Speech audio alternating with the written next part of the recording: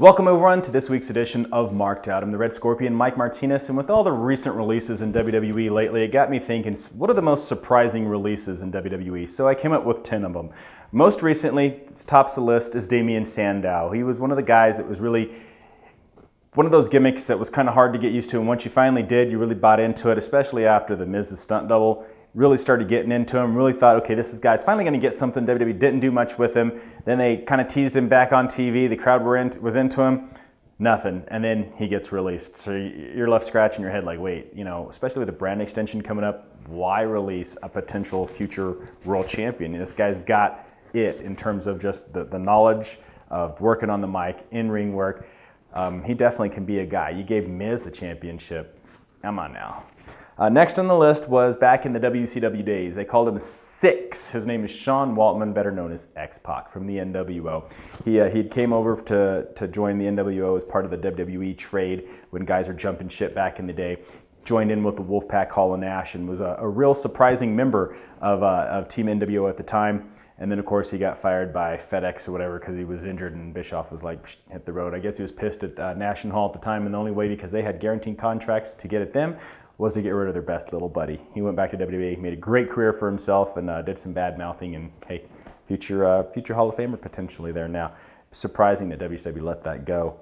Next on the list would be Kurt Angle from WWE, and it was at a time when they did the new ECW, and Kurt Angle went over there and was kind of trying to establish that brand. But it was almost in many people's minds, it really felt like a demotion for him. So he went over there, tried to establish himself there. He was also battling some personal demons, so maybe it goes hand in hand with what WWE actually was looking for at the time, and it was kind of like, hey, you just aren't the guy that's going to be able to carry our ball anymore. So he goes to TNA and just explodes over there and has a great career there.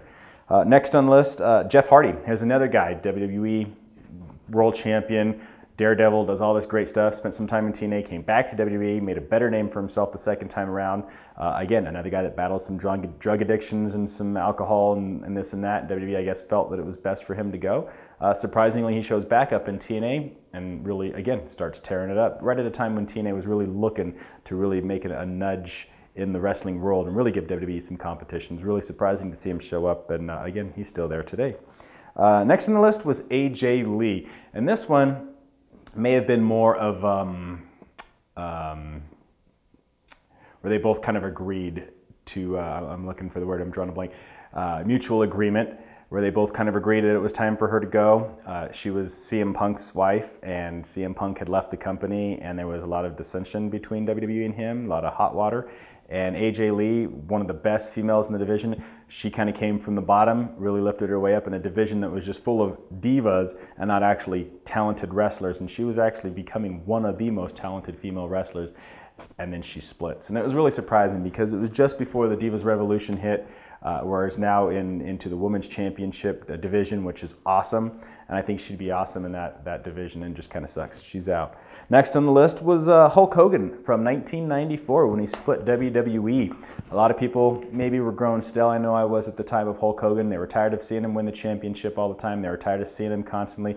But maybe on a Brock Lesnar schedule back them days, it could have been okay for people to digest. He could have done some movies, done some wrestling, and then just still been a draw. But instead, he decided to hit the road, gets out of WWE, goes to WCW, and the rest is history. We all know what happened from there. So that was really surprising to see the red and yellow on WCW television.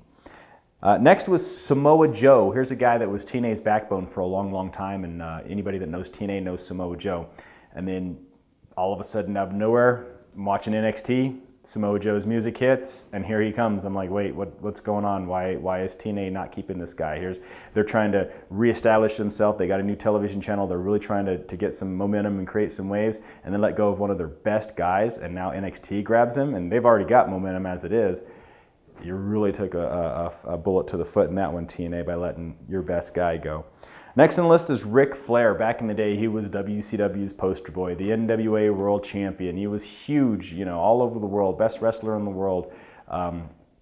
Shows up in WWE with the WCW title and claiming he's a real world champion. And you're like, what the fuck's going on here? I'm not quite sure why I'm seeing an NWA guy on WCW, or from WCW on WWE with the championship of all things. It was really surprising and really weird. And then of course we all know the legal battle, the distortion of the championship.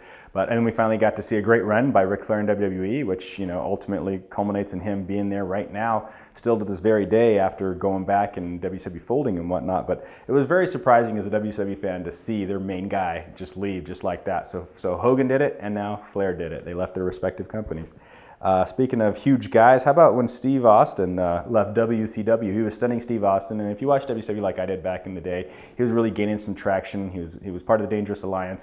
He was on his way up the card. He was really hitting all the right things at all the right time. He was part of the right group. Hulk Hogan and guys come in, and then it just kind of buries him down. So what do you know? He gets fired via FedEx thanks to Eric Bischoff. He goes to WWE, becomes Stone Cold Steve Austin, one of the best-selling T-shirts of all time, one of the greatest characters of all time, one of the leaders of the Attitude Era, one of the guys that sinks WCW's ship.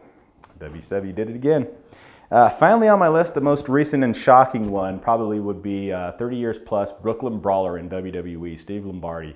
Here's a guy that was everything there was in WWE, from enhancement guy to an actual mid-card level, to a guy that was backstage and did things like this, was behind the camera and did production and things like that. And he was a huge, huge member of WWE's team, both in front and off the camera.